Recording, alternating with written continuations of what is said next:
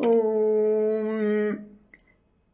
शुक्लाम्बरधरं विष्णुं शशिवर्णं चतुर्भुजं प्रसन्नवदनं ध्यायेत् सर्वविघ्नोपशान्तये। गुरुर्ब्रह्मा गुरुर्विष्णुः गुरुर्देवो महेश्वरः गुरुः साक्षात् परं ब्रह्म तस्मै श्रीगुरवे नमः।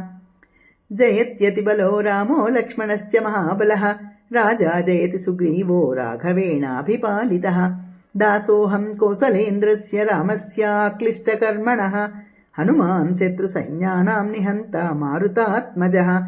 न रावणसहस्रं मे युद्धे प्रतिबलं भवेत् शिलाभिस्तु प्रहरतः पादपैश्च सहस्रशः। अर्धयित्वा पुरीं लङ्काम् अभिवाद्य च मैथिलीं समृद्धार्धो गमिष्यामि मिषतां सर्वरक्षसाम्।